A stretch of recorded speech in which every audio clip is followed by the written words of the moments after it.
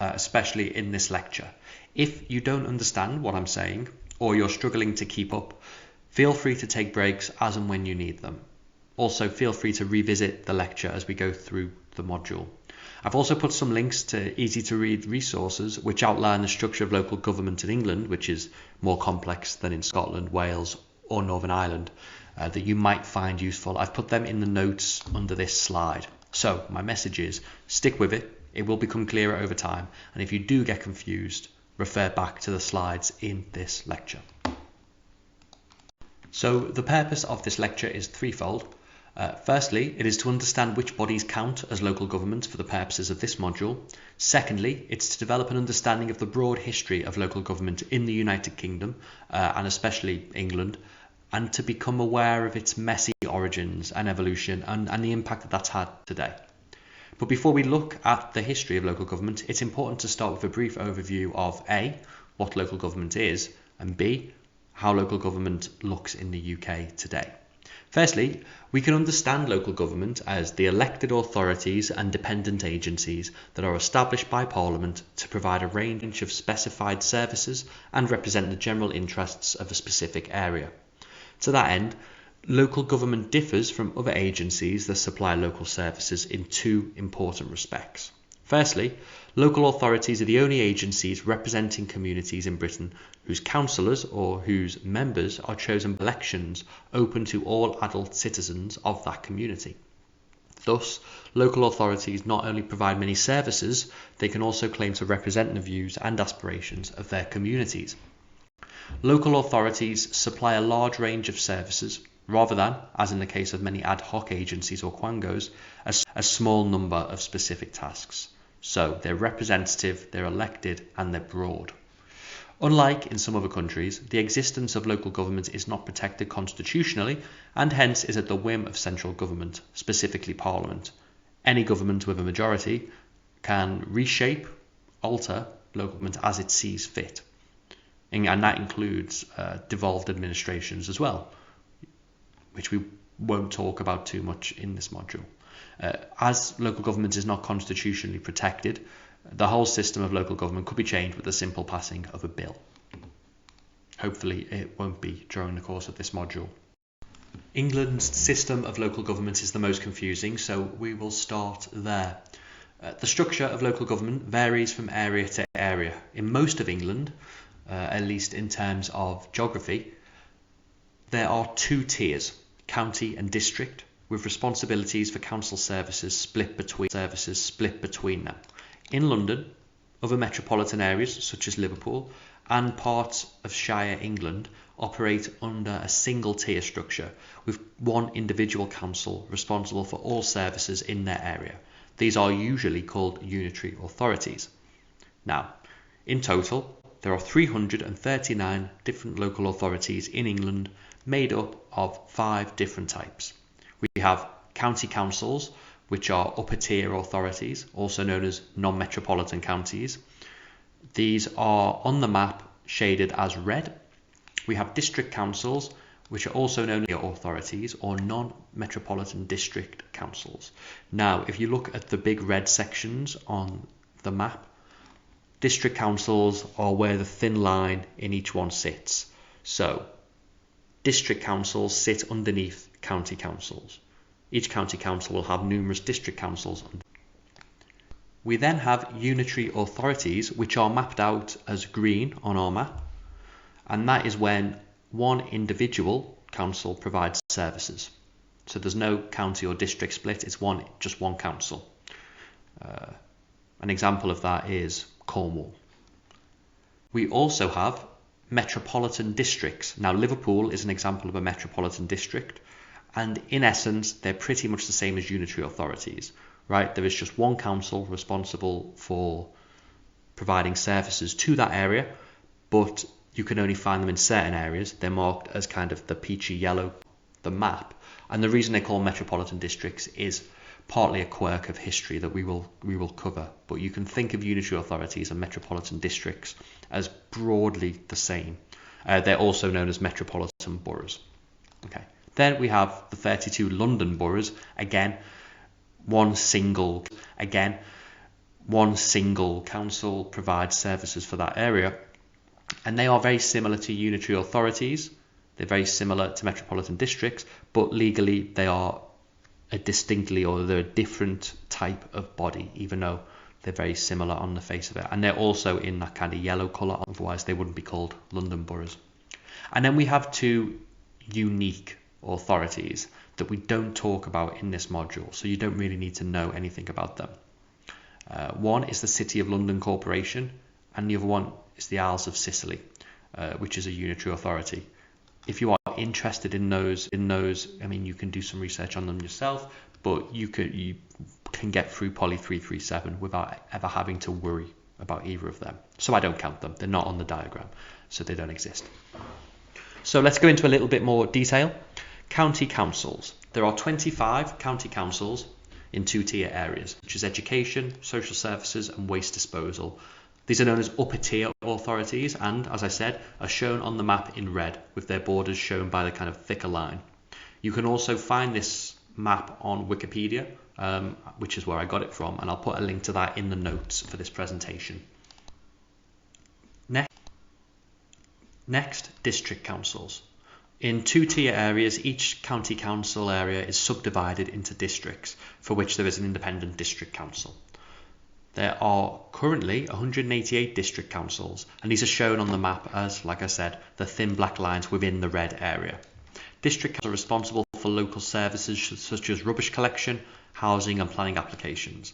This is important to remember. Both county councils and district councils are equal legally. One does not have power over the other, and that's important to remember. Okay, so a county council cannot abolish district councils, or otherwise amend them. Now, in other areas, there is a single unitary authority. As I said, these are called unitary authorities, or metropolitan district or boroughs, or the London boroughs. So for unitary authorities, there are 56. All of the local government services in their area. These are mainly in the cities and urban areas and larger towns, although there are now 6 shire or rural county councils which have become unitary authorities, i.e. they have no district councils beneath them. This labelling is confusing, but it's part of the point. The structure of local government is confusing. The map on the slide shows Buckinghamshire Council as a county council containing 4 district councils. However, in 2020, Buckinghamshire Council was reconstituted as a unitary authority and the district councils were abolished. Why? Well, the arguments made are efficient, the ability to deliver services with economies of scale, things like that. We will come to whether those arguments are good or not throughout this module. Then we have metropolitan boroughs. There are 36 metropolitan district councils or metropolitan boroughs, which together cover 6 large urban areas. The counties of Greater Manchester, Merseyside, South Yorkshire, Tyne and Wear, West Midlands and West Yorkshire. Metropolitan districts are responsible for all services in their area, although certain conurbation-wide services such as fire and civil defence, police, waste disposal and passenger transport are provided through joint authorities. And this is the districts coming together. So whereas district councils, legally have to have the county council above them providing certain services, in this case, metropolitan boroughs have come together to provide those services. For example, Merseyside Police, Merseyside Fire Service, Merseyrail, Mersey Travel, blah, blah. But like I said, they'll be called metropolitan boroughs or councils, metropolitan districts, metropolitan city councils. Legally, they're all the same. We also have combined authorities that you will be aware of. So combined authorities, typically metropolitan districts and unitary councils come together, although in some cases even county councils, and they're encouraged to come together to form a combined authority. Combined authorities are a legal structure that may be set up by local authorities in England if they want to. They can be set up with or without a directly elected mayor, but more powers and funding are available to the combined authorities if they do have a directly elected mayor. Now, what's important to note is that unlike other forms of local government, the powers of the combined authorities are different, right? And we'll talk about this in later modules, but later lectures. But not all combined authorities have the same powers. Remember, because combined authorities are essentially can be thought of as a contract that is signed between the relevant parties, i.e. the relevant councils and the government, rather than a uniform structure, right? So combined authorities consist of two or more contiguous English local government areas, i.e. they have to have boundaries that touch, they can't be separate. The creation of a combined authority is voluntary, and all local authorities within the area must give their consent before it can be created, i.e. you can't force one in just because the rest of an area wants to create one. And any council in London can form one of these within England, right? And county councils can even become part of a combined authority, even if, and this is where it gets a bit confusing, even if only some of the non-metropolitan districts that are within that county council are within the combined authority area, okay?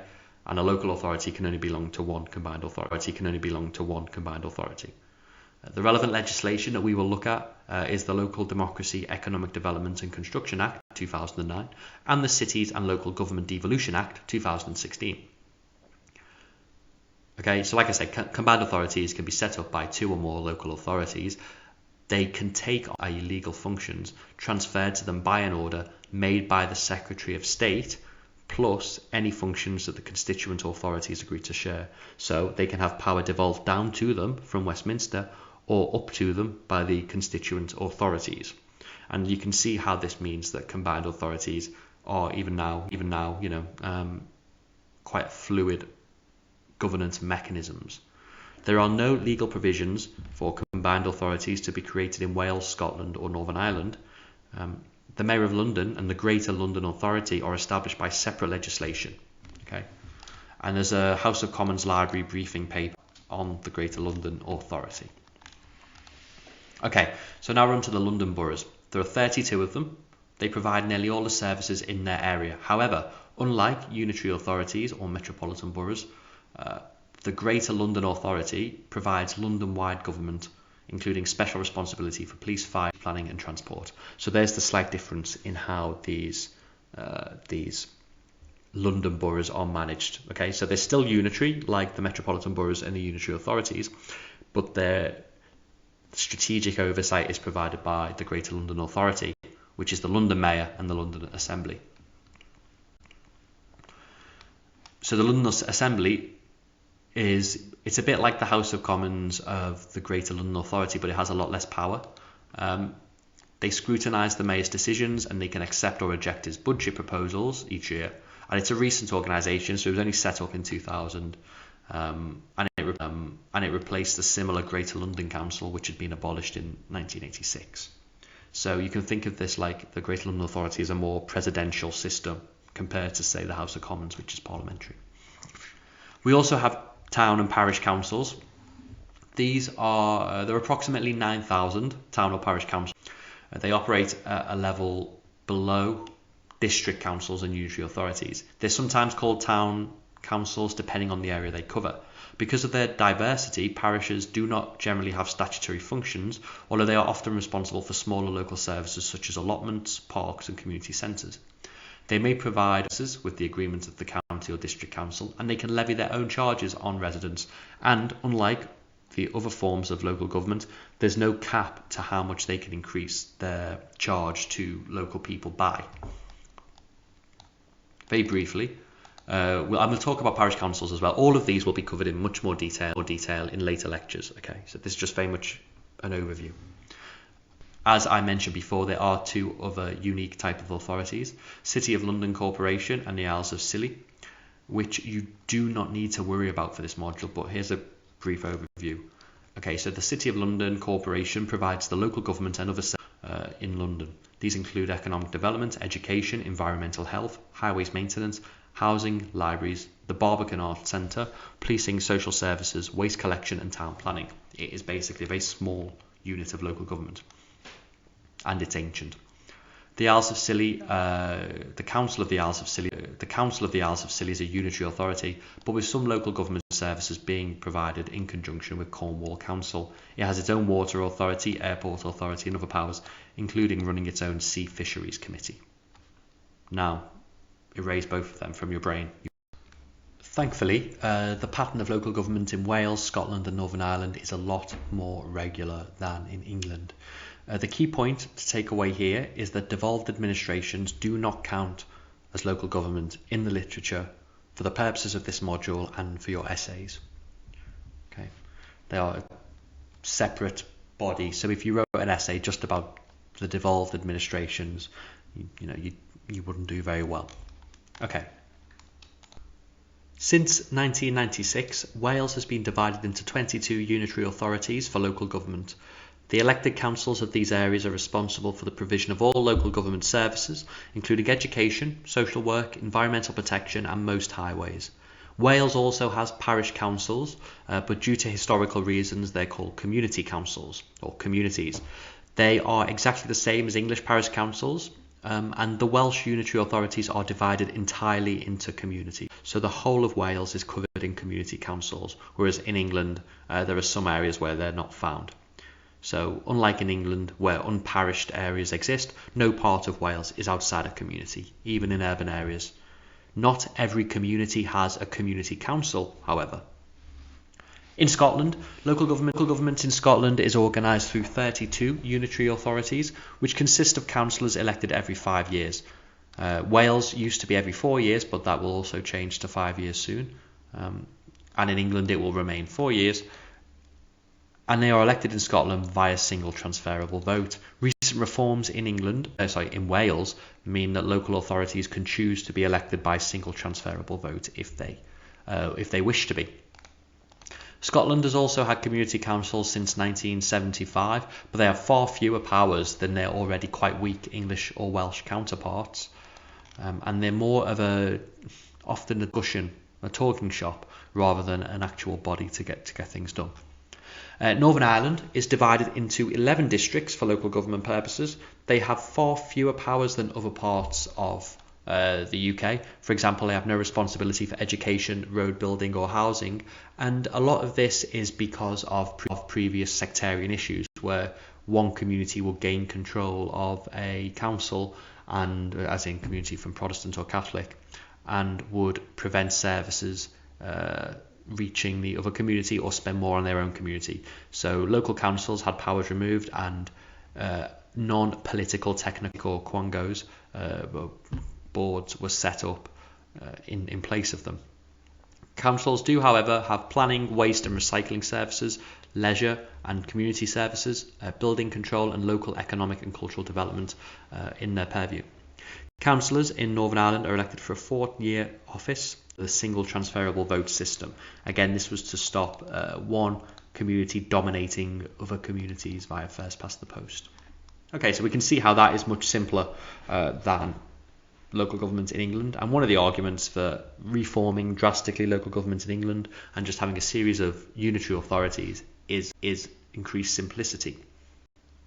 The history of local government in the UK is pretty much a story based on a tension between the localities seeking freedom from the centre, historically the monarch, nowadays central government, to raise their own revenues in order to govern themselves. The second tension is that between towns and their interests being significantly different from those of the more rural surrounding areas, again seeking freedom to govern themselves in their own preferred way. So that's tensions between the locality and the centre, and also from the towns and the rural areas. Now, these tensions have played out in a number of ways throughout British history, but underlining it is the asymmetric power relations between central government and local government. Unlike other political systems, like say in Germany, Austria, France, Spain, sub-state government has never been constitutionally guaranteed. Parliamentary sovereignty has meant the Parliament has free rein to shape, reshape and abolish tiers of government as it sees fit. Because of this, the power of local government has varied immensely throughout its history, as the fortunes of cities have risen and fallen. We will briefly sketch out a history of local government in the UK by looking at the nations of the UK. Now, it's important to remember that local government in the UK predates the UK as a whole, and as such we have 4 different systems. Some use the same name for different things, e.g. sheriffs in Scotland are different to those in the rest of the UK, while some use different names for the same thing, e.g. parishes in England are known as communities in Scotland and Wales. Some of the structures and the forms of local government, however, are older than the country they sit in. Okay, so the history of local government in England. So we'll go back to the Kingdom of Wessex in the 8th century AD, which was divided into administrative units known as shires. Each shire was governed by an ealdorman, a major nobleman of Wessex appointed to the post by the king. The shires of Wessex at this time have essentially survived to the present day as counties of England, currently ceremonial counties. They include Devon, Somerset, Dorset, Wiltshire, Hampshire. When Wessex conquered the petty kingdoms of southern England, such as Kent and the South Saxons, they were simply reconstituted as shires in their own right, so Kent and Sussex respectively. As Wessex took over progressively larger areas of Mercia, East Anglia and Northumbria, the new lands were divided into shires, usually named after the principal town in the new shire, hence Northamptonshire, Oxfordshire, Derbyshire and so on. Most of the historic counties of England and modern ceremonial counties south of the Mersey and Humber are derived directly from this time. Below the level of the Shire, the Anglo-Saxon system was very different from later systems of local government. The Shire was divided into an unlimited number of hundreds or wapentakes in the Danelaw counties of Yorkshire, Derbyshire, Leicestershire, Northamptonshire, Nottinghamshire, Rutland and Lincolnshire. But either way, these were overseen by a Shire Reeve, or later Sheriff, supplemented by a group of assistants as a kind of early unelected town council. Each hundred contained roughly 10 groups of 10 households. A group of 10 households was called a tithing, and each household held one hide of land. The hide was an arbitrary unit of land which was deemed to be able to support one household, and so it could vary in size. The whole hundred system was just both very flexible and fluid, varying with changes in population, advances in farming and so on.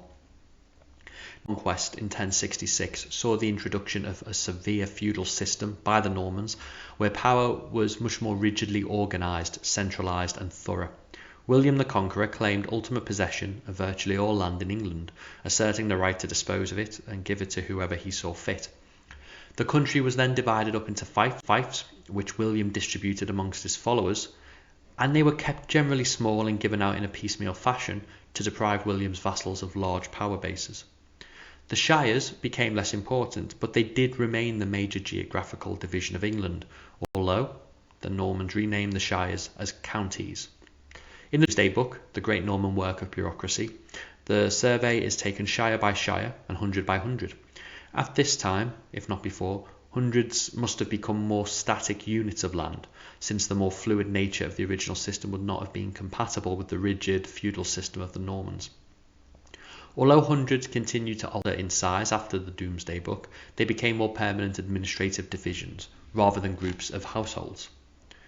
The counties, or shires, were important for legal issues, so you'd have hundreds courts which could be used, but they were soon replaced by knights who were given the right to try petty offences, and these were forerunners of the magistrates or justices of the peace.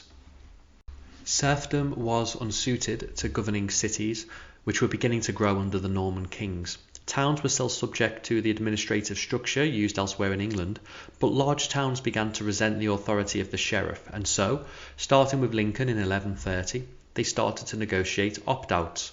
Now this is relevant because you can think about devolution deals today as being similar.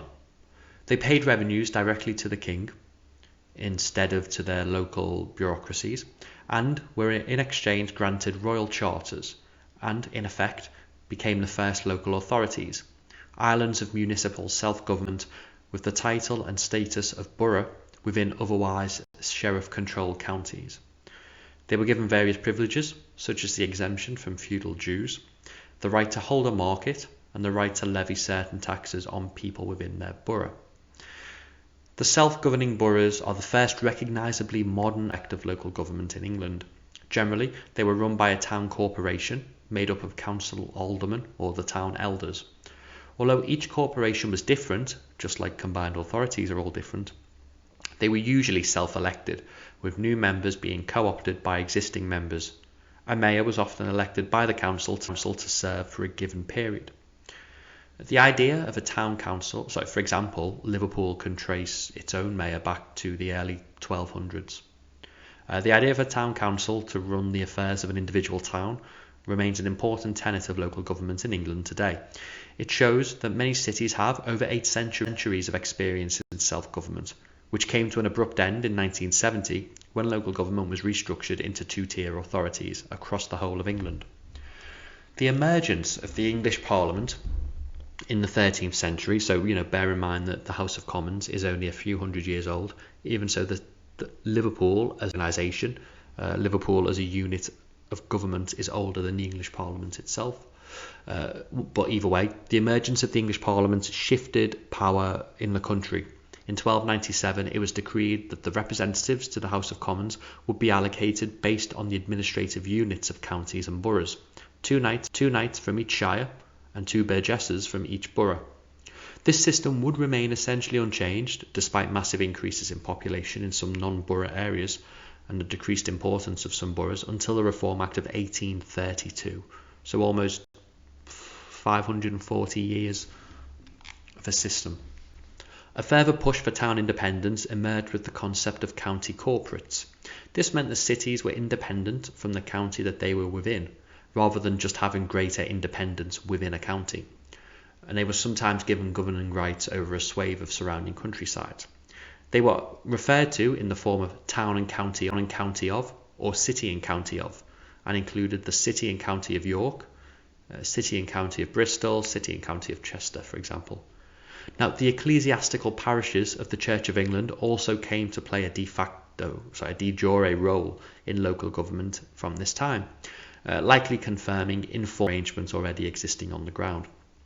So from 1555, parish councils were responsible for the upkeep of nearby roads, and from 1605, parish councils were responsible for administering the poor law and were required to collect money for their own poor.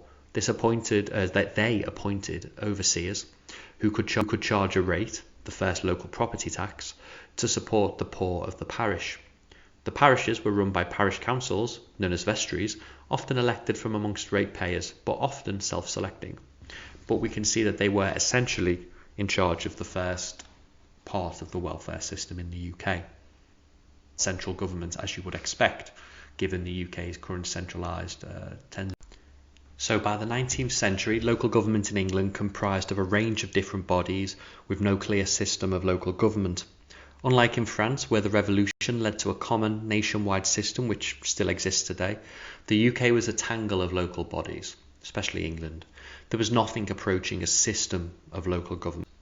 So in France, for example, the common system looks something like this: a municipality or a commune in each urban or rural area, and all 36,000 communes, from the smallest hamlet to Paris itself, had the same constitutional status with its own elected assembly and a mayor, who was responsible to the central government as well as to the commune.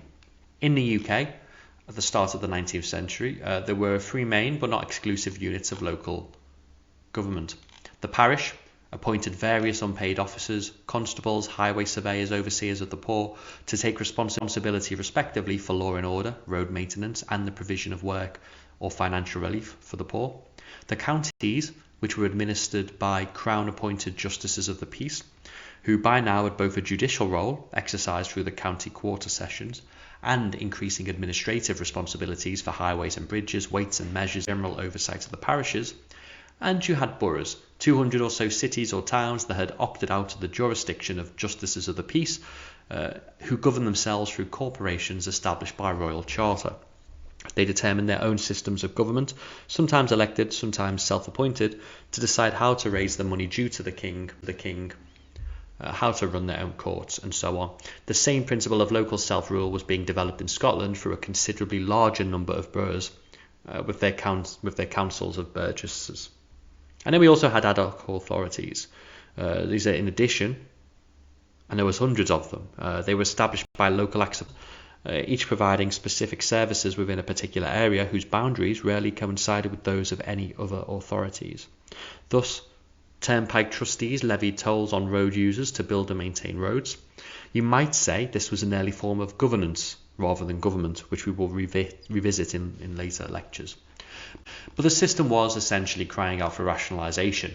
Industrialisation and population growth began and had resulted in inadequacies of local government shining through. This reorganisation was done through a series of acts that attempted to meet contrasting goals of creating a two-tier system of government, yet still maintaining the independence of the boroughs. So, let's look at some relatively modern legislation for local government. The 1835 Municipal Corporations Act saw the birth of directly elected corporate boroughs in England and Wales, initially 178, to replace self-electing and frequently corrupt medieval corporations. However, there remain more than 100 unreformed boroughs, which generally either fell into destitution or were replaced later under the terms of the Act. The last remained until 1886, apart from the City of London, which remains today, and which we don't talk about. The Act allowed unincorporated towns to petition for admission, an offer taken up eagerly by new industrial towns such as Birmingham and Manchester, which became boroughs as soon as 1838. Now, if for any of this legislation you're a bit confused, or this is too superficial overview, or you want to know more because you are interested in the topic, and sometimes that does happen, Wikipedia is a great place to start, because there are a lot of nerds who have basically written very detailed posts about a lot of this legislation, and at which no point have I ever contributed to, because I'm really cool. Then you get the 1888 Local Government Act. This act established 62 elected county councils and 61 all-purpose county borough councils in England and Wales. You can see them on the image on the slide. They were paralleled by the Local Government (Scotland) Act 1889.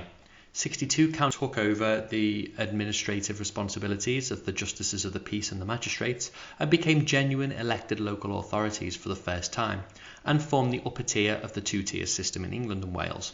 They started with basic powers, but their functions grew throughout the 20th century. Initially, 61 of the larger boroughs were allowed to retain their independence and became all-purpose county borough councils, i.e. a whole in their surrounding county councils. Those boroughs which did not become county boroughs were also part of a compromise and retained some of their independent status, sharing powers, notably education, with their respective county councils. But essentially what we get, 62 county councils with big cities allowed to retain their independence. The Local Government Act 1894 created the second tier of local government. It reformed hundreds of urban and rural sanitary districts, which since the 1870s had responsibility for into over 1,200 urban and rural district councils, which form the lower tier of local government. It also created a system where all administrative counties and county boroughs would be divided into either rural or urban districts, allowing more localised administration.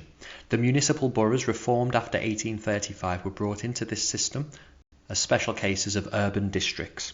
So, to kind of contextualise that, in Merseyside, if we think of now what is the Wirral, Liverpool, St Helens and Sefton and Knowsley,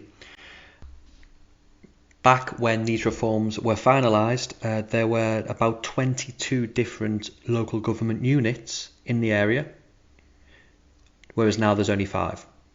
So you can see how these were a lot smaller. So for example, the boundaries of Liverpool, well, Liverpool remained a county borough back then, but for example, over on the Wirral, you had the county boroughs of Wallasey, the county borough of Birkenhead, then you had Bebington as a municipal borough, and then Hoylake and Wirral as urban districts. St Helens was made up of 5 urban districts, a county borough and half of a rural district. And Knowsley, which is an artificial creation anyway, was 2 separate rural districts, or at least half of them, and included Kirby, Prescott and Huyton with Roby as urban districts. So there was a lot of units of local government that covered quite a small area. You can see how this could be very messy. London. So the 1899 London Government Act basically completed the modern structure of local government.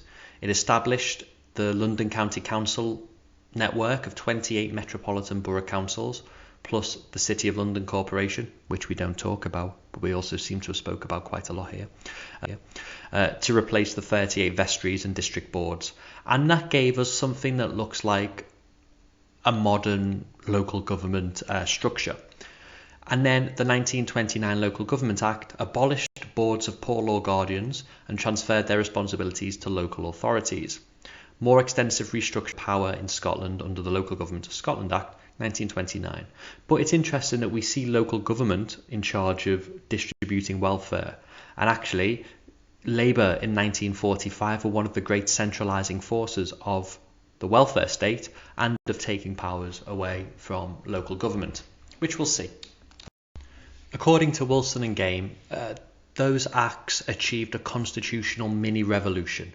There was now a dual system of elected local government throughout the country, all-purpose county boroughs in the largest towns outside of London, and a 2- or 3-tier system elsewhere, with powers shared between county, district and parish councils. It wasn't the neatest, nor, with each tier protective of its own responsibilities and self-sufficiency, the most harmonious system. It was to last, however, for 3/4 of a century, and that's almost an eternity by today's standards. The period of local government, peaking in the 1930s, is known as something as a golden age, because there was a system of multifunctional, elected and genuinely local authorities which was the provider of more major services to its citizens than at any time before or since. It raised more of their revenue from their own local rates than government grants, and they were free from central government demands or tinkering. Expansions of powers from 1889 across a range of areas and spearheaded the Council House drive of the 1920s and acquired control of public utilities, and sometimes went beyond this, for example airports, docks, theatres, etc. And as I said before, the 1929 Local Government Act abolished the poor law system and gave powers to local government.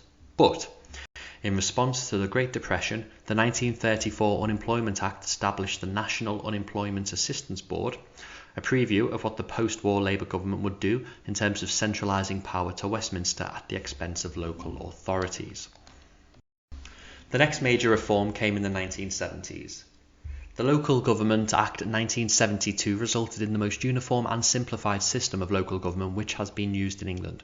It effectively wiped away everything that had gone before it and built an administrative system from scratch. All previous administrative districts, statutory counties, administrative counties, county boroughs, municipal boroughs, county corporates, civil parishes, they were abolished, with the exception being the 2 areas we don't talk about. We will, throughout this module, often use the 1972 Acts as the starting point for our analysis, so we won't spend too much time on them in this section. However, I'll give a basic overview of the bare bone structures, so when we do get talking about the nitty-gritty of local government, you'll already have a good working knowledge of key concepts or names. So, Local Government Act 1972 abolished all county boroughs and reduced the 58 county councils in England and Wales to 47, with populations ranging from 100,000 to 1.5 million. Within these 47, over 1,000 municipal boroughs, urban districts, rural districts were merged into 333 district councils, with populations ranging from 19,000 to 422,000. 6 metropolitan county councils were 36 metropolitan districts, with populations ranging from 72,000 South Tyneside to 1.1 million Birmingham.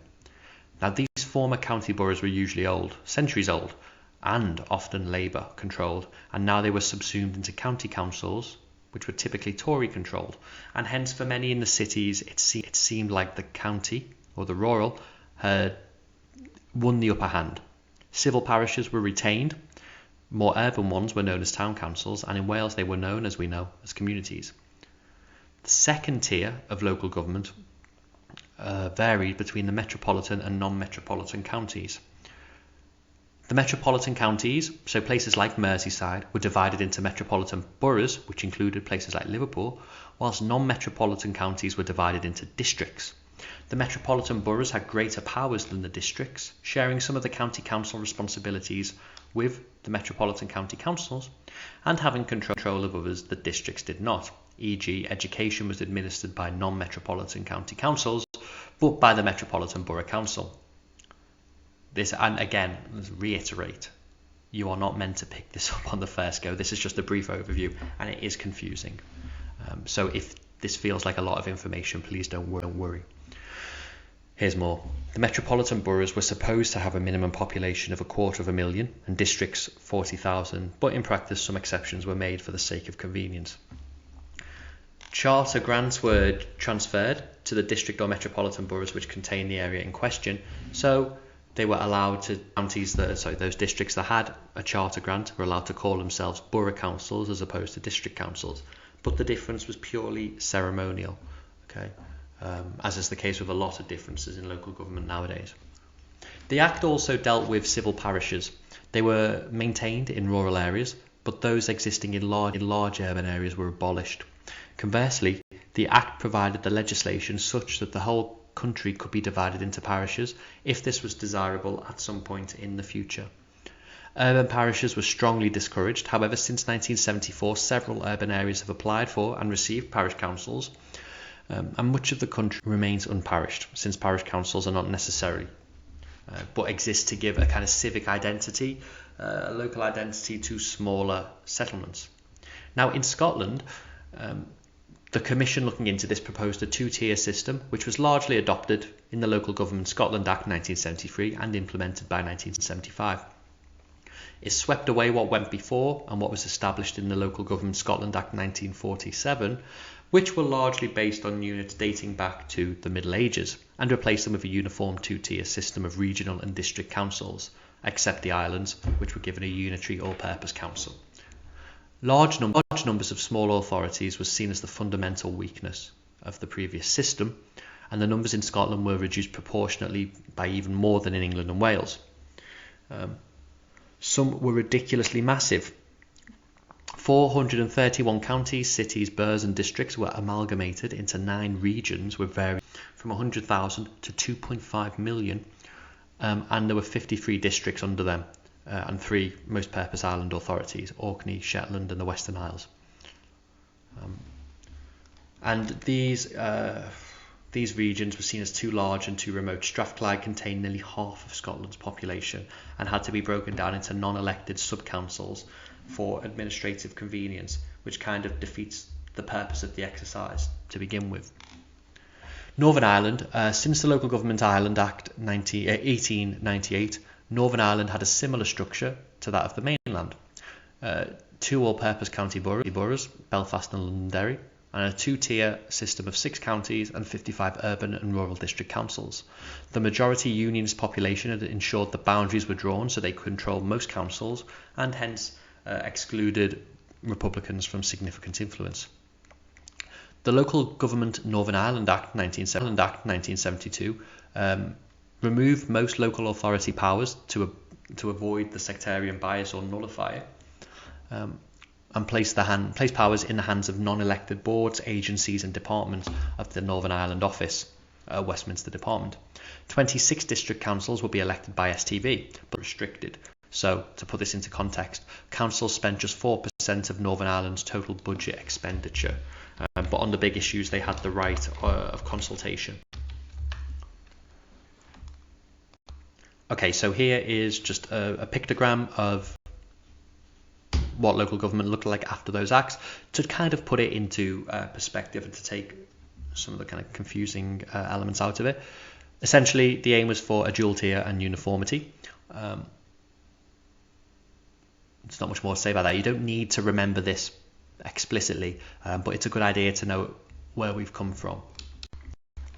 By the mid-1970s then, the dual town and county structure of local government had been comprehensively restructured. The Thatcher government was not friendly towards local government. Thatcher herself expected them to be agents of central government rather than bodies of democratic representation. For Chandler, new right policy for the Thatcher government meant that public services should be transferred to the private sector and that welfare services should be reduced to a minimum necessary to prevent destitution among the deserving poor. Local government was seen as wasteful, profligate, irresponsible, unaccountable, luxurious and out of control. For the 1983 general election, the Conservatives introduced a manifesto commitment to abolish the 6 English metropolitan county authorities and the Greater London Council, Officially, because these had few functions, the justification was to reduce bureaucracy, duplication, waste, and bring politics closer to the people. But it was no coincidence that all 7 were now under Labour control, and all 7 were vocal critics of the Thatcher government. With Thatcher's 1983 victory, the Local Government Act 1985 abolished the GLC and the 6 Metropolitan County Councils, with effect from April 1986. London had no citywide government for the first time since the 1850s. Some powers were devolved down to London boroughs, but others were replaced by ad hoc agencies, central government departments, boards and committees. Outside of London, the Metropolitan Councils were abolished, but not the counties. So, for example, Merseyside still existed as a ceremonial concept, but Merseyside County Council was abolished. So you would still have, say, statistical agencies talking about Merseyside, Greater Manchester, things like that, but there'd be no Greater Manchester Council. There'd be no Merseyside Council. And what this meant was that districts and boroughs effectively became unitary authorities, and joint boards were developed for transport, police, joint committees for economic development and arts. So in reality, the argument that you wanted to reduce bureaucracy, duplication, waste, etc. by abolishing metropolitan counties was kind of held up as a sham, because you had to introduce all these ad hoc bodies to replace them. So why not just have an elected one? Either way, we were kind of back. We moved away from the purity of the organisational grandeur of the Local Government Act 1972 and back to the 19th century tangle of local government. Because local government, to most central governments, is seen as a plaything, right? Something that you can easily reshape to meet your short-term goals instead of thinking about long-term interests. This created an unusual situation where 7 counties had administratively ceased to exist, but the area had not been annexed to any other county. The metropolitan counties thus continued to exist as geographical entities and lived a shadowy semi-existence, which obviously makes it sound a lot more exciting. It makes them sound like spies. They were not. But since services such as the police force continued to call themselves Greater Manchester Police, for example, this gave rise to the concept of a ceremonial county. From a geographic and ceremonial point of view, England continues to be made up of the counties established in 1974, with 1 or 2 exceptions. These counties still have a Lord Lieutenant and a Sheriff, ceremonial positions, and are therefore usually referred to as ceremonial counties. In 1990, John Major inherited a similar structure of elected local government existing throughout the non-metropolitan areas of England, the whole of Wales and mainland Scotland. 2 principal tiers of local authorities, each providing a range of services judged appropriate to its scale. England and Wales, known as counties, in Scotland, known as regions, local tier authorities, known as districts, some of which could call themselves city or boroughs, and in non-metropolitan Britain, a sub-principal tier of authorities, the parish councils or community councils. In metropolitan England and London, there was only 1 elected tier of local government, Metropolitan and London Borough, or most-purpose local authorities, operating alongside indirectly elected or nominated bodies, and Northern Ireland, single tier of 26 district councils. There's another Local Government Act, 1992, which established a commission to examine the issues and make recommendations on where unitary authorities should be established.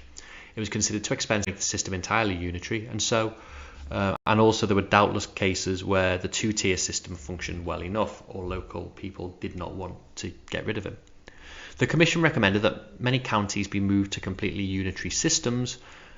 Some cities become unitary authorities, but the remainder of their parent counties remain 2-tier, and in some status, the status quo should remain. So the map, which looks a little bit like, like a tile image, the map shows counties and unitary authorities from 1998. Pink, non-metropolitan, and green, metropolitan and London, areas were left unchanged. Yellow areas are where unitary authorities were created as a result of the review. Blue areas are remaining 2-tier counties reduced by the creation of unitary authorities. We'll be sick of New Labour by the end of the modules, so just here are the kind of key reforms New Labour made. They brought back the GLC and the London mayoralty. They brought in devolution to Scotland and Wales. They tried to create regional government in England. The electorate said no in a referendum on a North East Assembly. The Local Government Act 2000, and we will look at this in a lot of detail later, provided different governance models for local councils, a mayor and cabinet executive, a leader and cabinet executive, the committee system, or other arrangements. Don't bother looking into this at the moment, we will cover this. And there was a reform against the background of indifference or hostility by the Conservatives.